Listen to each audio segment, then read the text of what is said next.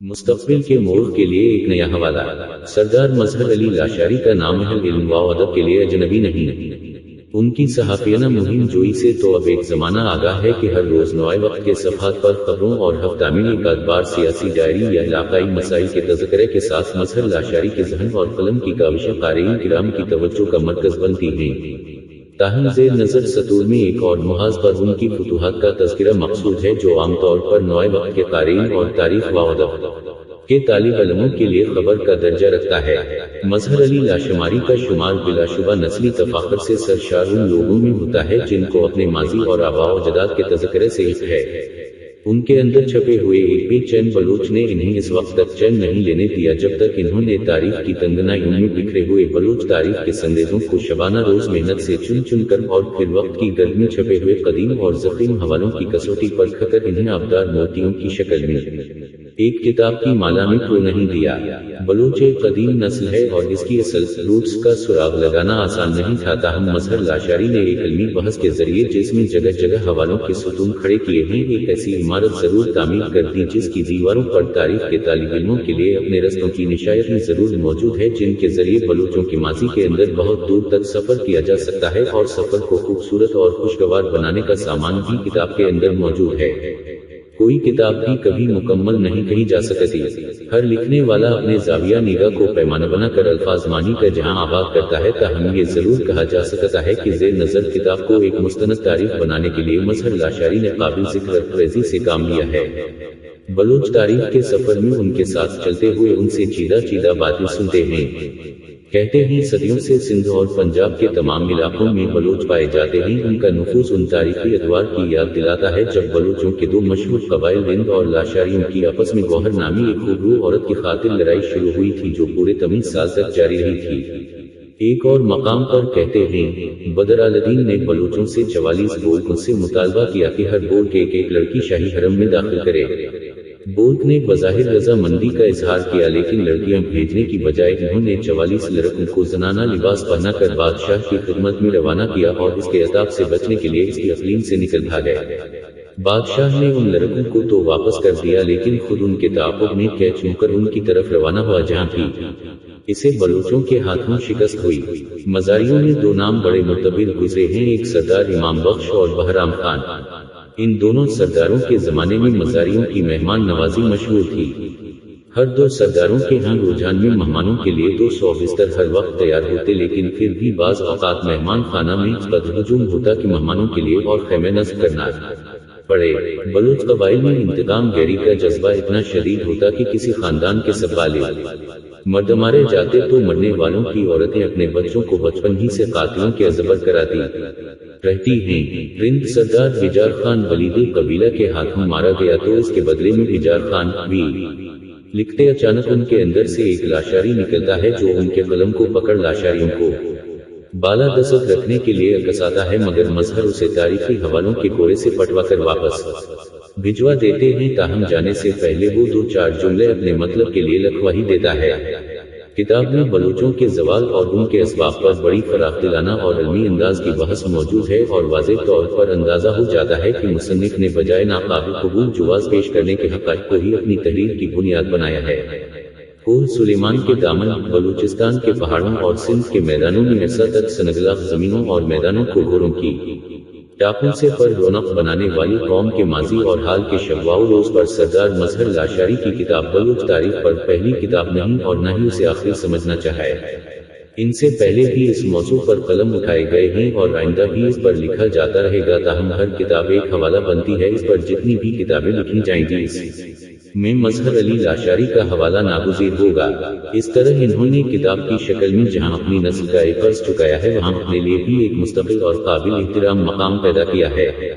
توقع ہے کہ کتاب نہ صرف بلوچ بھائیوں کے لیے ایک قابل قدر اثاثہ ثابت ہوگی بلکہ ہر قوم کے لوگوں کے لیے تاریخ کے اندیکھے گوشے بے نقاب کرے گی۔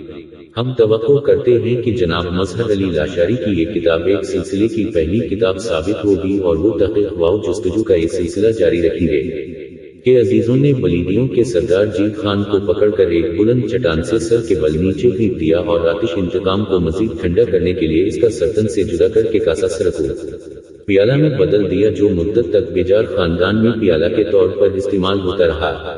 مظہر لاشاری نے بلوچ مسل کا آغاز حضرت ابراہیم سے کیا ہے اور بلوچ لوگوں کے بڑے بال رکھنے کی روایت کو مسجد اقصی کے روحانی پیشوا کی سنت سے ملایا ہے۔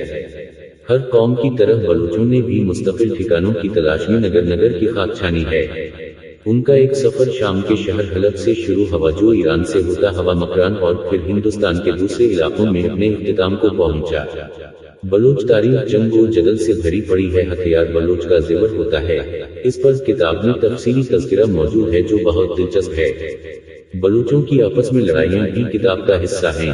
میر چاکر کو بلوچ تاریخ میں مرکزی حیثیت حاصل ہے، ان کا بھی سیر حاصل ذکر میں موجود ہے۔ کتاب میں یہ بھی بتایا گیا کہ پنجاب، سندھ اور بلوچستان میں بلوچوں کی مختلف ممکن حالات میں آباد ہیں، ان کی ہجرت کے اسباب کیا تھے۔ آج کے مشہور بلوچ سردار جن کے ناموں کے ساتھ رند، لاشاری، میرانی، گورچانی، دریش، لونکی، مزاری، بلیدی، گوپانک، بگٹی، ریسانی، مری، گچکی، کھتران، کھوسا، جمالی، بزدار، مکسی وغیرہ لاحقہ کی صورت میں لگا ہوتا ہے، ان کے آباء و اجداد کی اصلیت کتاب کے اندر موجود ہے۔ اس کتاب سے ہی ہمیں پتہ چلا ہے کہ پنو خان کسی کا ہیرو ایک بلوچ تو جوان اور بلوچ سردار ہوتا خان کا ہوتا تھا۔ مظہر لاشاری بلوچوں کی باہمی جنگوں پر بڑے فکر مند ہیں اور جگہ جگہ ان کا قلم اس کا تذکرہ کرتے ہوئے خون کے آنسو روتا نظر آتا ہے۔ خصوصاً گوہر جتنی کی خاطر رند والا شمار کی جنگ پر تو انہیں ازحدق ہے۔ ان کا خیال ہے کہ اگر لاشاری یہ جنگ نہ لڑتے تو آج بلوچ تاریخ زیادہ قابل فخر اور روشن ہوتی۔ کتاب پڑھ کر بجا طور پر یہ احساس ہوتا ہے کہ لکھتے مورخوں اور سیاحوں نے لفظ بلوچ کو دو مختلف معنوں میں استعمال کیا ہے۔ اول تو اس کا اطلاق ان تمام مختلف النسل باشندوں پر ہوتا ہے جو اس جغرافیائی علاقے میں آباد ہیں۔ جے نقشے میں بلوچستان کہا گیا ہے۔ لفظ بلوچ کا تلفظ واو عملہ مختلف کیا جاتا ہے، لیکن بلوچوں میں اس کا ایک ہی تلفظ مستعمل ہے، یعنی بلوچ۔ بے مفتوح، لام مسمع مجہولہ اور جیم موقوف، لیکن جدید فارسی میں واو مجہولہ کو واو معروف سے بدلنے کا رجحان عام ہے، جس کا اثر مغربی بلوچستان کی بلوچی زبان پر بھی پڑا ہے۔ میرے خیال میں اس علاقے کے لوگ بلوچ کا تلفظ واو معروف کے ساتھ کرتے ہیں۔ واو مجہولہ کی آواز تاریخی طور پر قدیم تر ہے اور فارسی کی پرانی لغات میں اس کی سند ملتی ہے۔ لفظ بلوچ کے پہلے حرف کو زیر کے ساتھ بولنے کا رواج ہندوستان میں عام ہے، لیکن خود بلوچ قبائل اس تلفظ سے آشنا نہیں۔ چنانچہ اوضاع تلفظ بلوچ، بلوچ اور بلوچ بیلٹ ان منتشر بلوچ گروہوں کے لیے جائز قرار دیے جا سکتے ہیں جو اپنے آبائی علاقے سے کٹ کر ہندوستان کے مختلف خطوں میں جا کر آباد ہو گئے۔ اس کے ساتھ جو تلفظ بلوچی وضع کیا گیا ہے وہ محض اس زبان کے لیے مستعمل ہے جو یہ قبائل بولتے ہیں۔ اس لفظ کو بلوچ کی صفت سمجھنا غلط ہے۔ نیز اسی لفظ کا صیغہ جمع بلوچ ہے، لیکن عموماً اس کا اطلاق بلوچ قبائل کے ایک فرد یا پوری نسل پر ہوتا ہے۔ صدیوں سے سندھ اور پنجاب کے تمام علاقوں میں بلوچ پائے جاتے ہیں۔ ان علاقوں میں ان کا نفوذ ان تاریخی ادوار کی یاد دلاتا ہے جب بلوچوں کے دو مشہور بلوچ قبائل رند اور لاشاریوں کی آپس میں گوہر نامی ایک خوبرو عورت کی خاطر لڑائی شروع ہوئی تھی، اور یہ لڑائی وقفوں کے ساتھ پورے میں سال تک جاری رہی تھی۔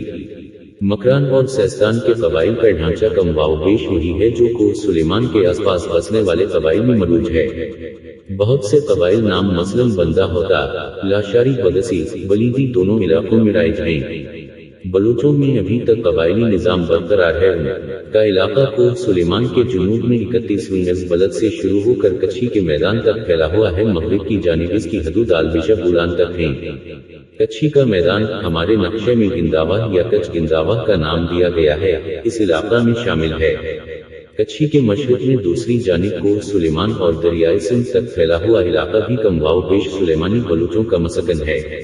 قبیلے کو من کہا جاتا ہے اور قبیلے کے سردار کو تمندار، سرداری موروثی ہوتی ہے اور سردار پاڑے ہے پشت در پشت مقرر ہوتا ہے۔ ہر تمن میں کئی پاڑے، یہ ایک سندھی لفظ ہے جس کے معنی شاخ ہے ہوتے ہیں اور پاڑے کی تحتانی تقسیم پھلی کہتے ہیں۔ تمن دو ترکی زبان کے لفظ تومان سے ہے جس کے معنی ترکی زبان میں 10,000 ہوتے ہیں، جس سے معلوم ہوتا ہے کہ اس لفظ کا پہلی مرتبہ سلجوقی سلطانوں کے زمانہ میں اس لفظ کا استعمال فارس کے خانہ بدوش قبیلوں کے لیے کیا گیا تھا۔ بلوچوں میں اس کا استعمال فارس کے خانہ بدوش قبیلوں کے لیے کیا گیا تھا اور بلوچوں میں اس کا استعمال زیادہ پرانا نہیں۔ ان نظموں میں اس لفظ کا سراغ نہیں ملتا جو 15ویں صدی میں لاشاری اور رندوں کی جنگوں میں لکھی گئی تھی۔ قبیلے کے لیے قدیم ترین لفظ بولگ ہے، یہ بھی تمن کی طرف در کی نشاد ہے۔ ترکی میں بلوغ کے معنی ایک گروپ کی شکل میں آتے ہیں۔ تمن کی تشکیل مختلف قبائل کی آپس میں رضامندی اور سردار کی اطاعت پر ہوتی ہے۔ ایک پاڑے کے افراد ایک باپ دادا کی اولاد ہوتے ہیں اور قاعدے کے مطابق تمن کا ربط چندہ ہے تھی۔ پاڑوں سے تشکیل پاتا ہے جو باہمی طور پر خون کے رشتے میں ایک دوسرے سے پیوند سمجھے جاتے ہیں۔ بلوچوں کی قدیم شاعری سے پتہ چلتا ہے کہ ابتدا میں 44 بولگ تھے جن میں سے 40 بلوچوں کے تھے اور 4 غلام قبیلوں کے۔ ان بولگوں کی مکمل فہرست تو ہمیں میر نہیں ہو سکی، تاہم قدیم ترین نظم میں 17 بلوچ قبائل اور 3 غلام پاڑوں کا ذکر آتا ہے، اور بعض دیگر رزمیہ نظموں سے چند مزید بولگوں کا بھی پتہ چلتا ہے جو سب ملا کر 24 بن جاتے ہیں۔ اس کے علاوہ ایسے قبائل کا بھی نام ملتا ہے جن سے بلوچ جنگ کرتے رہے ہیں۔ ان میں لانگا ناہر شامل ہیں، ان میں اکثر اب نام نہیں رکھتے جبکہ بہت سے پاڑوں کی شکل میں موجود ہیں اور منظم تمن کی حیثیت میں نہیں ہیں۔ ان میں سے تمن کی حیثیت میں جو باقی ہیں وہ درندہ، لاشاری، دریشک، مزاری، ڈونکی، کھوسا اور لغاری ہیں۔ بلوچوں میں دراصل پاڑے کی بجائے تہتانی تمن قبیلے کی حیثیت رکھتا ہے۔ اس کی اپنی اہم شاخیں ہوتی ہیں جن کے لیے یہ لازم نہیں کہ یہ سب ایک ہوں، بعض مرتبہ ایک سے زیادہ پاڑے اس حیثیت کے ہوتے ہیں کہ انہیں آسانی کے لیے تہتانی تمن کہہ سکیں، جس کی مثال بورچانی قبیلے میں لاشاریوں کی اور درکانیوں کی لی جا سکتی ہے۔ بزدار قبیلے میں گلامانیوں کی مثال ہمیں نظر آتی ہے۔ یہ تہتانی تمن بہت زیادہ آزاد ہیں اور اپنے تمندار کے بمقابلہ عام پاڑوں کے زیادہ اطاعت گزار ہیں۔ بلوچ قبائل اپنے سردار کی اطاعت زیادہ کرتے ہیں اور اگر سردار اچھا ہو، محبت کرنے والا ہو، فیاض ہو تو پھر وہ آسانی کے ساتھ بلوچوں پر حاکم بن سکتا ہے۔ بلوچ فطری طور پر خانہ بدوش ہیں اور اپنی ایک جگہ سے دوسری جگہ ہجرت کرتے رہتے ہیں، لیکن اب ان کا رجحان کھیتی باڑی کی طرف زیادہ ہے۔ یہ لوگ بستیاں پسا کر آباد ہونے کو ترجیح دیتے ہیں، اس کے باوجود شہری زندگی انہیں زیادہ راس نہیں آتی۔ مومن دار کی ایک مستقل جائے رہائش موجود ہے، لیکن یہ حکامت گاہ آبادی کا مرکز نہیں بن پاتی۔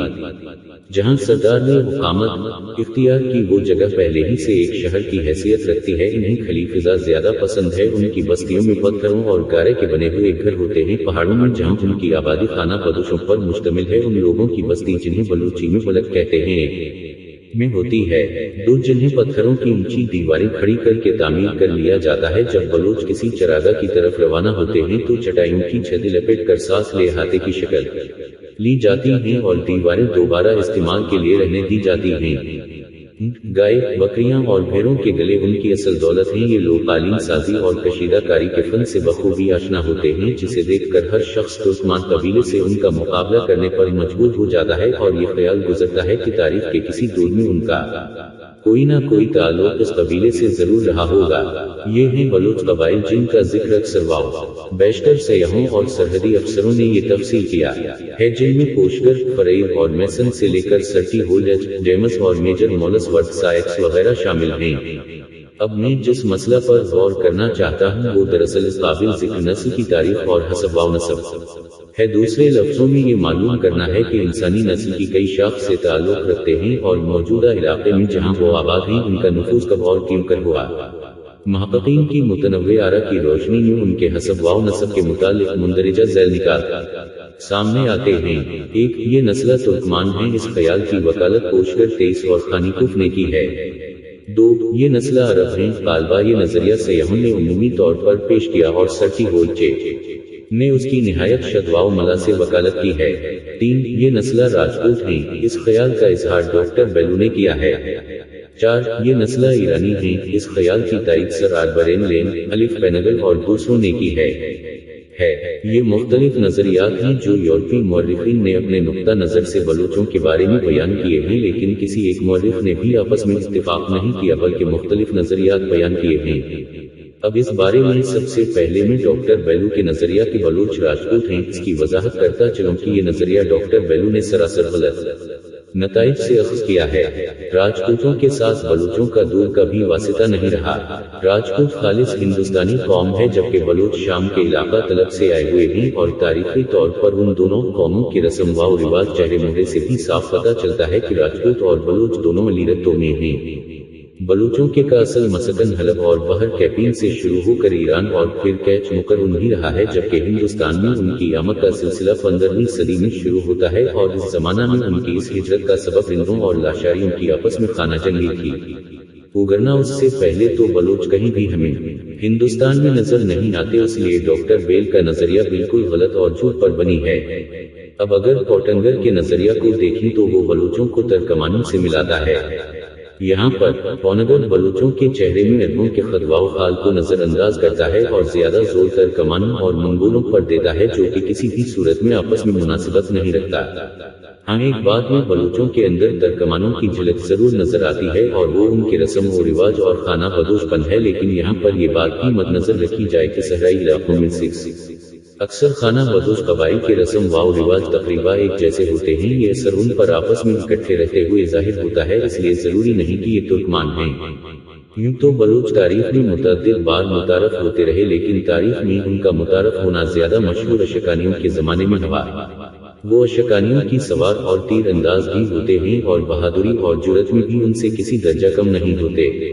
اب ذرا اس نظریہ کی تشریح کہ بلوچ عرب ہیں، اور یہ قیاس بلوچوں کے چہرے، ناک اور عادات خصائل کو دیکھتے ہوئے لگایا جاتا ہے، کیونکہ بلوچوں کی ناک لمبی ہوتی ہے، ایسی ناک عموماً یہودیوں کی ہوتی ہے۔ اس بنا پر انہیں عربی اسامی النسل سمجھا جاتا ہے، جبکہ ادھر کرتلس موکلر کے مقالات مطبوعہ journal of Asiatic Society Bengal 1895 بانون بلوچوں اصلیت میں وہ رقم تراز اس طرح ہے ہوتا ہے کہ بیشتر بلوچ قبائل مکران کے باشندے ہیں، اور یونانیوں نے جس علاقہ کو گھر دیا لکھا وہیں سے بلوچوں کا تعلق ہے، اور یہ کہ رند ہرگز بلوچ نہیں بلکہ وہ علاقے قبیلہ سے تعلق رکھتے ہیں، اور یہ عرب ہیں۔ کرنل اس موکلر کا خیال ہے کہ رند الحارث علاقے کی اولاد ہیں، اور الحارث نے حجاج بن یوسف کے خلاف بغاوت حکم بلند کیا تھا، اور بہت سی لڑائیوں کے بعد آخرکار سندھ کی جانب فرار ہو گیا۔ 2 سال تک اس کی اولاد آل سندھ میں مشہور رہی۔ کرتل موکلر نے یہاں پر رندوں کے ساتھ اور بھی قبائل کو عرب کہا ہے، لیکن اس نظریہ کے بارے میں کوئی اور قابل ذکر شہادت نہیں ملتی کہ ہندی کو بلوچوں سے الگ کیا جائے، کیونکہ بلوچوں کی ابتدا تو ان 2 قبائل رند ولا شمار سے ہوتی ہے۔ بلوچوں کے نسب کے متعلق غلام رسول خان کو رائے اس طرح سے بیان کرتے ہیں کہ بلوچ عربستان میں شروع سے ہی موجود تھے اور وہ حضرت امیر حمزہ کی اولاد سے ہیں، جو حضور افدس کے چچا تھے۔ حضرت امیر حمزہ نے پریوں کی قوم میں سے ایک پری کے ساتھ شادی کی، جس کے بدن سے ایک لڑکا بدی الزمہ پیدا ہوا۔ اسی بدی الزمہ کا ہرلچا نامی ایک بیٹا تھا، جس کو اس وقت ڈومی کی بلوچ اپنا نسب شمار کرتے ہیں۔ ہرچا کا ایک لڑکا مظاہر تھا۔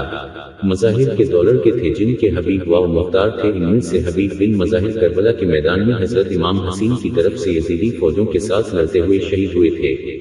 اب دوسری طرف رائے بہادر ہے، اور رام بھی بلوچوں کے شجرہ نسب کو خاندان قریشی امیر حمزہ سے ملاتا ہے، اور یہ حوالہ اس نے ڈومیکیوں کے قدیم بلوچی اشعار سے لیے ہیں۔ شکر الحمد کے گزاران بادشاہ ملک ہیں، اللہ تعالیٰ کا شکر جو آپ ملک کا بادشاہ ہے۔ 2 مامریدوں یاتی دین ایمان چین، ہم بلوچ حضرت علی کے مرید ہیں، ہمارا دین ایمان ثابت یک وقت ہوتی یہ لکھا ہے جہان خان گلیں وہ واحد اور قائم کرے گا تمام جہان مٹی میں کا حمزہ اولاد بلوچی جو درگہ گردین بلوچ امیر حمزہ کی اولاد ہیں، ان کو درگاہ سے شیخ ہوئی۔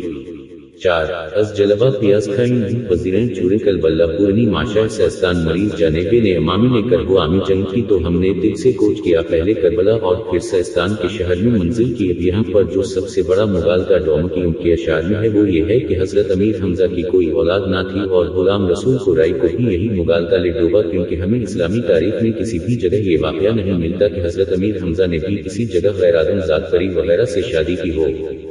دوسری دلیل کہ بلوچ ظہور اسلام سے بہت پہلے شام طلب کے راستے عرب کے پہاڑوں میں آباد ہو چکے تھے، جبکہ حضرت حمزہ نے جن خواتین سے شادیاں کی تھیں، 1 بنت الملہ، 2 خولا بنت قیس، 3 سلمی بنت امیس، ان سب میں سے ان کی اولاد آلپی ہوئی، جن میں ابو علی، عامر، امارہ وغیرہ شامل تھے۔ اس طرح ڈومیکیوں کا یہ دعویٰ کہ بلوچ حضرت امیر حمزہ کی اولاد ہیں سراسر غلط ہے۔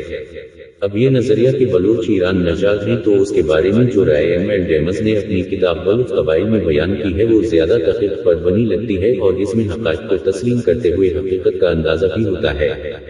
ڈیمز نے لکھا تھا کہ علم الانسان کے جدید ماہرین ایران کے مشرقی علاقہ کے باشندوں کو آریائی نسل کی شاخ بتاتے ہیں، جبکہ لفظ آریہ خود واضح نہیں ہے، لیکن اس کا اطلاق تاکیشی کے باشندوں کی اس شاخ پر ہوتا ہے جسے ہومو اپس کہتے ہیں، اور جو وسطی یورپ اور ایشیا کو چک سے کو ہندوکش کے بالائی علاقے تک پھیلی ہوئی ہیں۔ اس نسل کے ایک انتہائی نمایاں خصوصیت ساخت کی کھوپڑی ہے، جس کی خالص ترین مثالیں ترکستان کے تاجکوں اور ہندوکش کے گلچاؤں میں ملتی ہیں۔ بلوچ اس نسل کی ایک شاخ معلوم ہوتے ہیں، کیونکہ ان کے متعلق یہ بات پورے بسوس کے ساتھ کہی جا سکتی ہے کہ وہ بکر ان کے موجودہ علاقے اور ہندوستان کے سرحدی خطوں میں سطح مرتفع فارس کی شمالی اور مغربی اطراف سے آئے ہیں، جہاں ان کا اختلاط ظاہر ہے کہ چند ایرانی خانہ بدوش قبائل مثلاً آج کل کے بختیاری قبائل سے ضرور ہوا ہوگا۔